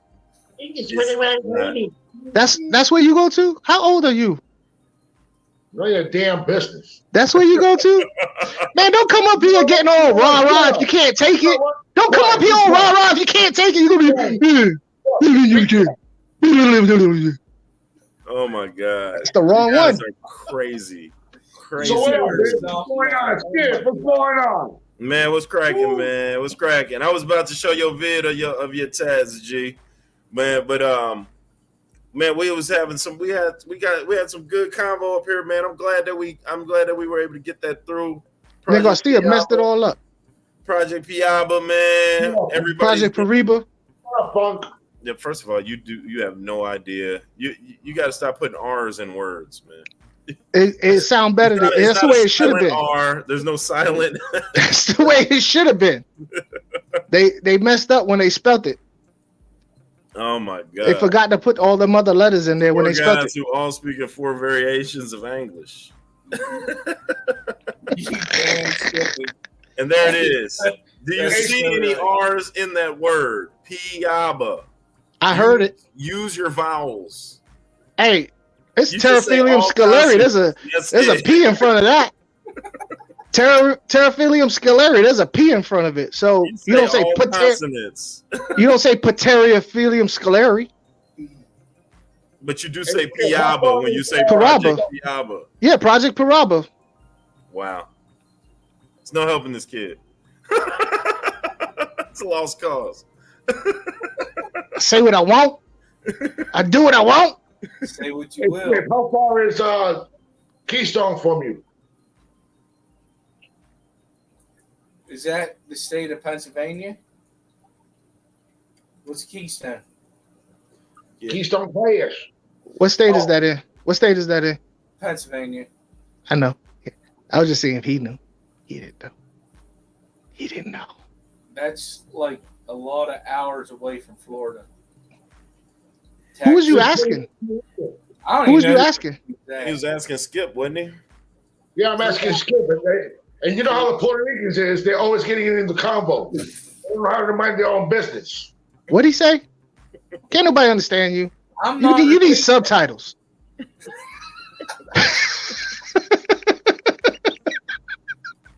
This shit messed up. Yeah, I'm 3 hours away from it. Walk around. Just write everything out first. So wait a minute. So Skip, you in Florida too? So what part are you in? No, he's in Louisiana, right? Louisiana. Okay, that's what I thought. All right. Who? Oh, okay. I was like Florida. Where are you at? Louisiana. Me? Where are you? This white guy from Kentucky. Kentucky. No, Kentucky. Pennsylvania. Man, y'all done messed everything up. Y'all done got Skip in Florida and Louisiana. Now he's really from Kentucky. He's in Kentucky right now. Next week he's gonna be from Oklahoma. Hey, and now we found some Puerto Rican from the Bronx. No, I was born in North Carolina, and when I was younger, we moved back up to Pennsylvania, and that's why it's called Pennsyltucky, because a lot of these Dutch rednecks can't speak English. Okay, it's their own language. We have a place like that in Virginia, called Guinea, and they're all oyster fishermen, and they've been like isolated. Oh yeah. For years and generations, and they speak the only one that could. My ex-father-in-law is the only one that could ever talk to them because he's from West Virginia, And they told me, and I was couldn't nobody understand them. What was that, Pig Latin? Guinea. We just called it Guinea. We was like, yo, you speak Guinea. Them dude. Oh no, I ain't messing with that. Skipper just picked one state and stay there. Well, I ain't gonna lie to you. I lived in Texas. I lived in South Dakota. Where would you like to, if you had a choice, money not an option, money not an object, as a fish keeper, where would you like to go? Tennessee. Tennessee? Yep. What's in Tennessee fish keeping wise that you The weather. the weather? Okay. But that's you could do so much more there. They don't get a lot of snow, and it stays warmer in the winter, to where you can do a lot of outdoor tubbing with heaters, obviously, but not like up here in Pennsylvania. yeah. Okay, because it gets pretty damn cold. Okay, but Tennessee, because of the weather, don't get hot, don't get too hot, don't get too cold for me. I live in Florida. I'm lucky enough to live in Florida as a fish keeper, because you can do so much stuff outside year round. Man, the dude has a whole rack of tanks outside. Yeah. I could never do that. But it gets so hot there, though. Yeah. So there's only certain fish you can keep, right? What's going on, Karis? No. What you mean keep as fit, like from the wild? No, keep outside and say. Vida, you know. Okay, so I'm gonna give you an example. Yeah. That tank I showed you, Uh-huh. rainbow shiners, darters, and the barbatus. yeah. No, It you would could get keep those. so hot out there. Yeah. All three of those species will die. Yeah, true So that. What I'm saying is, you want to find that happy Yeah. medium to where you can keep all. But that's and the cold water species, the white clouds, the rainbows, there's not as many as cold water species in the hobby as there is tropical hot water species. So you just have a wider option is what I'm getting at. That's what I was getting at. Yeah, no, 100%. You can't no. Like you can do anything. Now there are ways you can cool your tank down. For instance, I have no, not even with chillers nothing, but around my my rack that I have outside, I have the shade netting. I think it's 75% shade. It blocks out 75% of the sun. I use air. A lot of people don't have to use air. They do the all natural planted tanks. But I use air because that acts as a air conditioner for your aquarium. Yeah, because when water evaporates, it cools. Well, you're also pulling in cold air and running cold air bubbles through the water column with the bubbles. You know what I mean? True. So there's ways you can do it. You can get plants, lilies, a lot of invasive species like the water lettuce and the water hyacinth. They act as shade. True. And you could even go as far as to, like, if you had a 55-gallon drum, dig it 2 feet into the ground, that cooler ground will keep it. So there's things you can do, but no, you're 100% right. Like, you wouldn't be able to do white clouds. You wouldn't, I mean, I don't think they would even breed. They would be able to live. I don't think they would be able to thrive. They would thrive better in colder water. Yeah, they would live, but I don't think you get them to thrive. That's why I would want the happy medium. Like, you always hear people say, oh, man, if it was 70-some degrees year-round, that's where I'd live. I would, too. What I'm saying? To me, it's like a happy medium. Yeah. Yeah. But like, if you keep Central, South, African cichlids, this is a place where you want to be. That's where they're all breeding them, outside in big holes in the ground. Yeah. Tetras.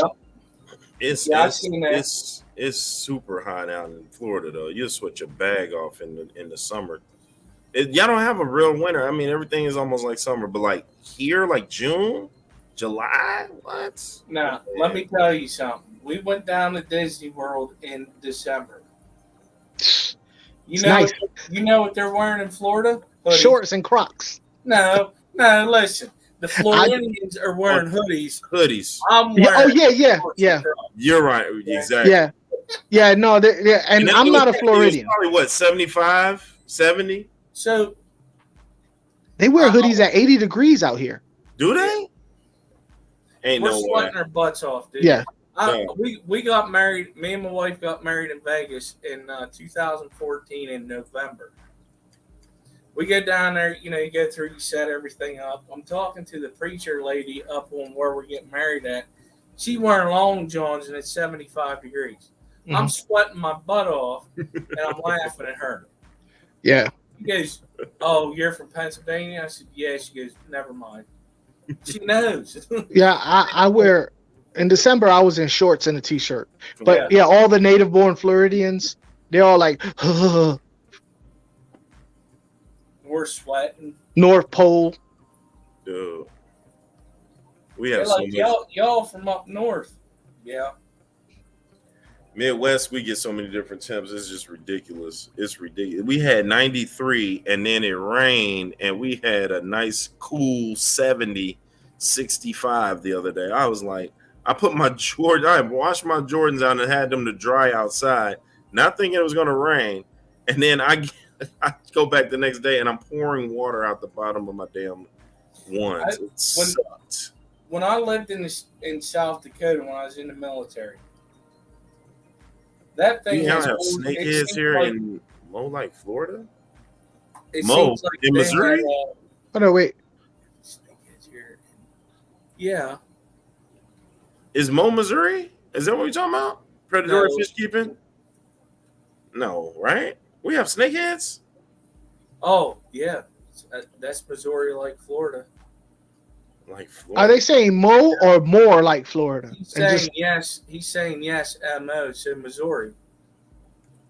okay. I see, put that's the link out, you guys. So whatever you guys want to do, if you want to come up, because I'm not going to stay on too much longer. and that's curious to me because I live in Central Florida. There's no snakeheads in Central Florida because they can't. There's like a weather barrier. They stay in South Florida because the temperature is a little too cool for them to get to Central Florida. What temps are snakeheads loving? What do they thrive? I guess they're like hotter temps, but there's I no. can't imagine them being in Missouri. I don't know, man. I don't know if somebody let them Predatory go. fish keeping, you got to come and let me know where the snakeheads is at. Now, my question is this: are those fish that have been let go and just not breeding? Because I mean, they might need hotter weather to breed. I don't know. Well, they're also air breathers. Yeah, I don't know. Kenny, What's up? Yo, what's cracking? What's up, guys? What's up? What up with it? There's a northern snakehead that is 41 to 60 degrees Fahrenheit.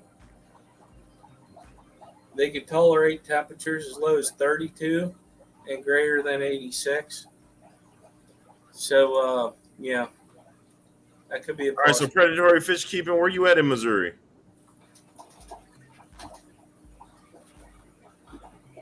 oh, the way ABC go, I want to talk to him about the competition. Oh, he gonna talk to you. Yeah.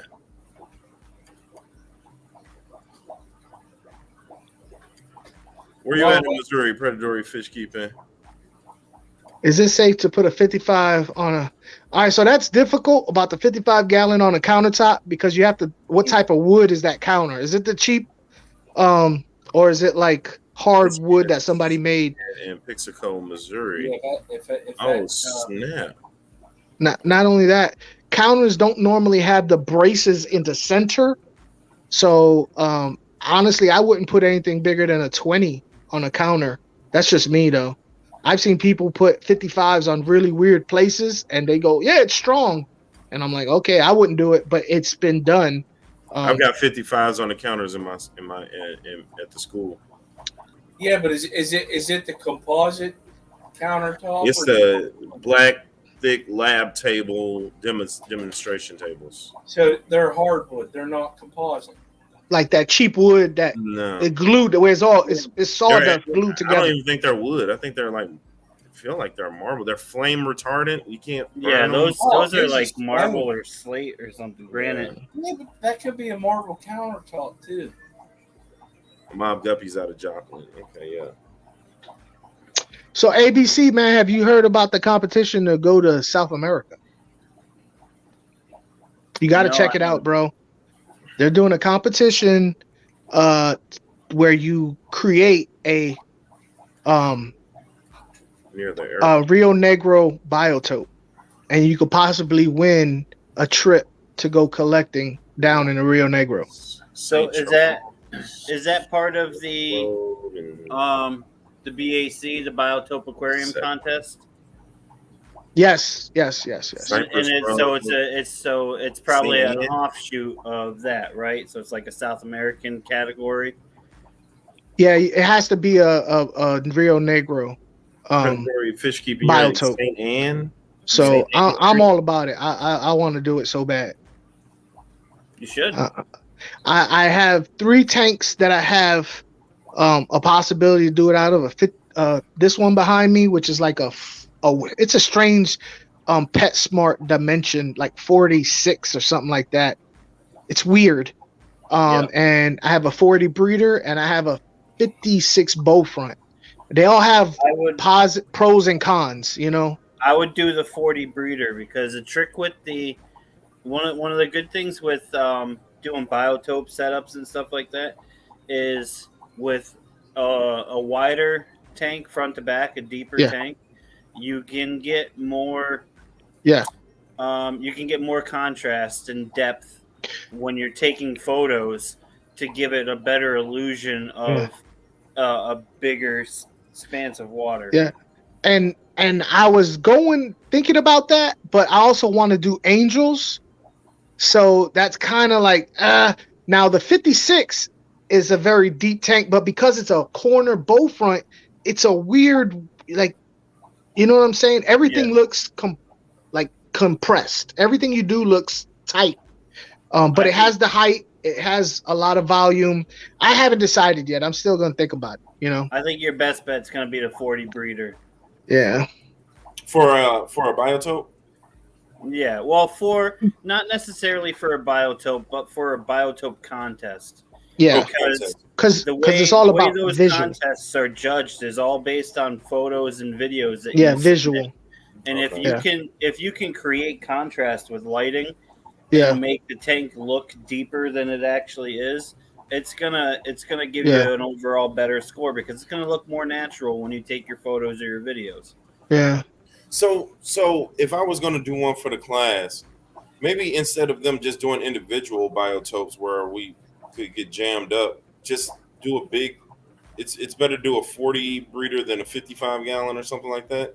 Yeah, I would do like a 40. The wider, you're looking for the maybe width. a 60 breeder. Okay, would be a good option. You can get one of the new 60 breeders. They're on sale right now at Petco. They are. You can get one of those, and then I would do it as like a whole class project rather than having individual teams working on something different. Okay, and take the classes out there and whatever they can grab individually, they'll put it in place on their have own. them, bring some test kits out with you, test the water for pH and all that. And so let me ask another. Take notes of like substrate colors, what kind of plants and stuff they're seeing. Is the substrate mostly sand? Or is it a mix of sand and rocks? Is there a lot of debris? Stuff like that. Have them take notes to build the biotope off of when they come back. Snapshots, right? Snapshots, like make it look like your snapshot. Now, Biz, let me ask you another question. You said you can put 20s side by side. In one section, can you put 220 highs side by side? I don't know about the 20 highs. Well, show the picture again, because if you can put 220 highs side by side, instead of having a whole bunch of 20s, you could put 55s. Well, I kind of agree with what Kenny's saying, only because of what we was talking about earlier.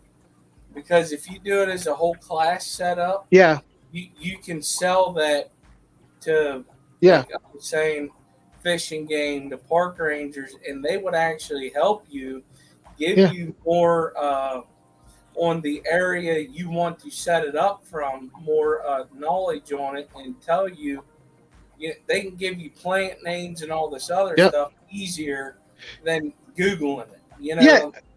But the only reason why I'm asking about that is because 55s, he already has this stand set up for lights, water, air, everything. So instead of putting 20s, and he's only gonna do a couple of tanks instead of a whole bunch of little tanks, he might be able to do a 55 where two 20s would normally be. I believe so he can these get the volume. Huh? These are two 20s next to each other right here.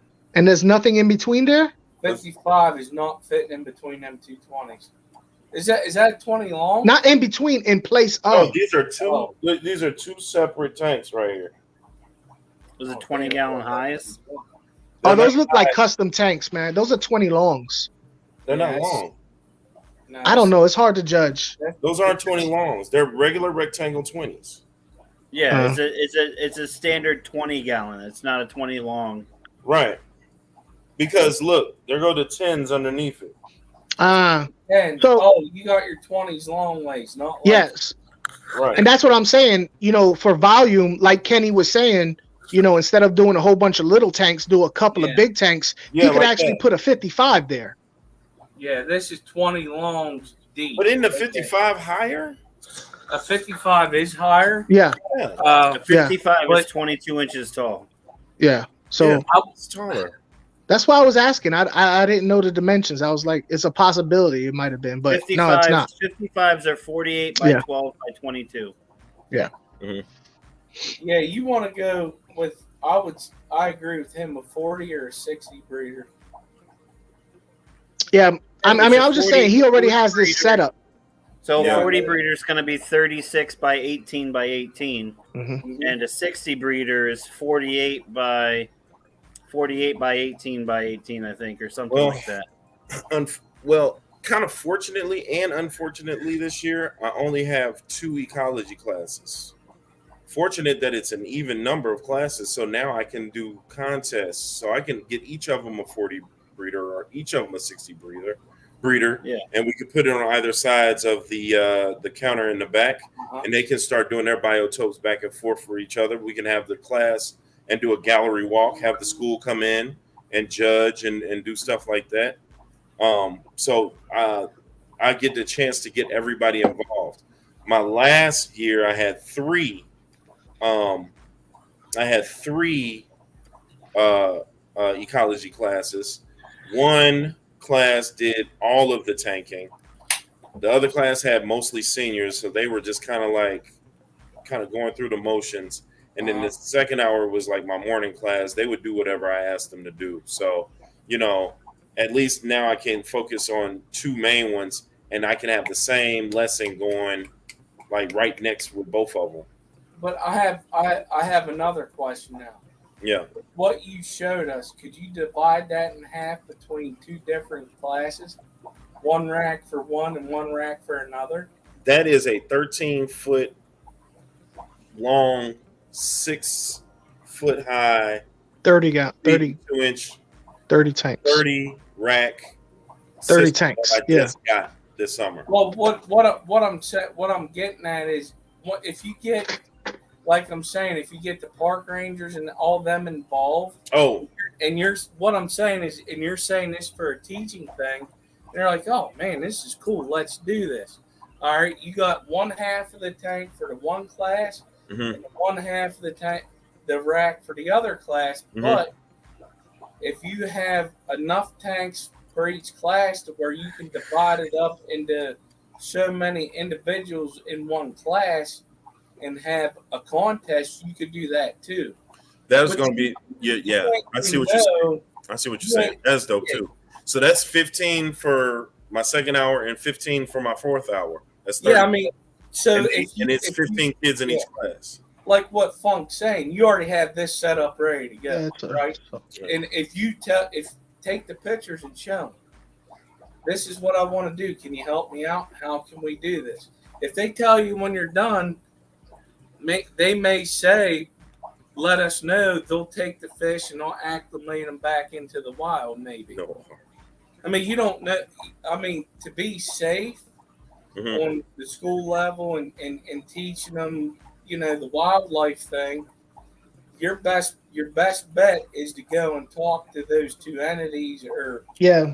I'm going to have to make some calls this summer just so I can figure out exactly what needs to happen, because Oh, yeah. I want to make sure that, one, I'm doing it legally because I don't want to show the kids a bad way to do it. And two, Right. if I can get extra help, have people come in, that adds to my curriculum. And then Yeah, maybe I can yeah. create these, create this rapport with the people around that know exactly what they're talking about, where I can get free field trips or at least speakers to come in, weekly or something like that. And Well, maybe if from our the schedules line up, maybe I'd be down to do like a video conference with you in the class And I was stuff. supposed to get you this year, and the way that everything went, it was so haphazard because I was just thinking of stuff on the fly of what I can do because I didn't have enough stuff. Stuff was coming in kind of like sporadically. So now that I have a summer to kind of like get exactly what I need, I'll be making those connections. I've already got 30 tanks. I've got people on band that's want to give me 10s to give to the students that are ready to get them to the homes. So I'm already kind of just stacking that stuff up, and now I can create my lessons because I have the stuff to do it with. Not everything, but like I can see it coming together a lot better now this year. Yeah, and the thing is, I know with the park rangers that I know and the Fish and Game Wildlife that I know, with the fish side of it, they love teaching. They be all about it. They be all about it. Teaching the kids about the ecosystem. They love telling them what to do and what not to do. Yeah. I'm telling you, that's a great thing to do for kids. Yeah. And that's how I was able to get the permits that I have for some of the fish that I have, because it's illegal in New York State to keep native fish that are native to New York. But I have an educational permit because I brought up the fact that I have my YouTube channel and I'm trying to teach environmental conservation and preservation through, showing people what natives and stuff that you don't know are in your backyard and stuff like that. Mm-hmm. See, I tried asking around about that, so I keep a snakehead. It was like damn. Yeah, I'll definitely talk to Game and Wildlife. Oh yeah, and get that together. I tried. Because on the biotope side, if you're showing, so what a biotope is water and land, right? Or my thing is all it is just a representation of a certain body of water. Yeah, in a nutshell. So a certain body of water, whatever. A biotope is a section of a natural habitat, like a little snapshot, where the animals, the fauna and the microfauna and the flora all work in a symbiosis. Oh, okay, perfect. So it's basically just a small section of a bigger natural environment. Yeah. So mutualism all the way from the micro. You're trying to recreate the situations in that. And it should be self-sustaining. Am I right? Yeah. As much as you can. I mean, if you have microfauna, flora, and fauna, should that not be? Is it its own ecosystem if you do it at that point, or is it? Really but like, say I was doing a biotope of a river system that has flowing water. Like you would have to have some type of way to create water movement. So it's the best you can do. It's the best you can do. It's the best you can do. You mean like my stream tank that I built over? Exactly like that. Yeah. That is river flowing. I'm telling you, your ticket is to reach out, and I agree with Skip. I'm going to tell you, your mind's going to be blown because we have at our lake they have a visitor center. Yeah. Okay? And at the visitor center, they have the fish, they have snakes, they have the turtles, they have everything. They just love educating the people. Yeah. Everything. Nice. Yeah. No, you will be. We got a nice little visitor center before we come into Bell Fountain. Hit them up. Hit up your local nature museum, nature visitors. Just like they would. Those are the people that's going. You pretty much going to need to talk to. Well, it ours predatory fish keeper. I'm in Hazelwood. For ours, our fish and game's at the same place. Yeah, you're gonna want to contact DEC or Fish and Game. And like I said, I was out. It said Fish and Game, so yeah. Yeah, Or Game and Wildlife or whatever. Yeah. But I would be like Fish and Game is more along the lines of like permits and stuff. And Yeah, that's law. what you That's can the law. and can't do. Whereas DEC is going to help you out a lot more with information on. Mhm. Wait, what will help different me out with stuff information? What's that? So The CNC. DEC, Wait, what you- Department of Environmental Conservation. Okay, all right.